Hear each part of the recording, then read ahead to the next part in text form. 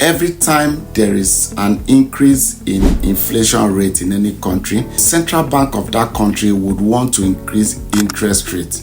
All right, so why are they actually increasing interest rate when inflation rate is high? All right, so the relationship between this interest rate and inflation rate in any country is what I'm about to discuss in this video. Please stay with me. All right, so let's start by defining what inflation rate is. When you talk about inflation rate is simply the persistent increase in general levels of prices, right? Price of goods and services consistently increasing. That's basically inflation rate. And when this happens, when it increases, it means that your purchasing power will drop, meaning that the amount of goods and services you could actually get with the same naira or the same amount of money, you will no longer be able to get that. And so that's inflation rate. So if you come to interest rate is simply maybe your cost of borrowing, the cost of borrowing money from the bank, the amount you get on your savings when you deposit money in the bank, and that's basically your interest rate. So how do they actually interplay? So every time that inflation rate increases, every central bank will raise interest rate. Why are they raising interest rate? They are raising interest rate to actually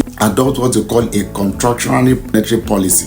Contractionary in the sense that you are trying to mop out excess liquidity from the economy. So now, how do they do this? Now, when interest rate increases, it means that borrowing becomes more expensive. People will not want to borrow again. When the interest rate increases, it becomes an incentive for people to deposit their money in the bank. Currently in Nigeria, I think Treasury bill is currently close to like 23%, 22%. And everybody is rushing to go and put their money with federal government on Treasury bill and the rest of them. So what they have done basically is that they have created an incentive to help you bring your money. And the more money you bring into the bank, definitely is reducing the quantity of money in circulation. And when this happens, it simply means that you now have fewer money chasing the goods and services that we have. And by so doing, the quantity of money in circulation is reducing, and so a lot of people are now bringing back their money. And also for those borrowing has become so expensive. What it simply means is that you can't just go to the bank and say you want to borrow except you have any serious business or any genuine business to do with that money. And in fact, to even get borrowing now, I think in commercial bank the borrowing rate is getting close to 30%. So if this happens, what are you investing that 30% interest, amount you're borrowing, and that will give you up to that 30%. So it's actually a very, very difficult thing. So what it means that even companies, entities are no longer borrowing from the bank. And the reason is simple. If you borrow at 30%, what are you going to invest this borrowed fund on that will give you a return that is actually higher than that 30%? Otherwise, actually be making loss. And so since borrowing has become expensive, nobody is borrowing again. And so the demand for money has actually reduced. People are basically putting the money that they have in the bank. And the essence of that is to actually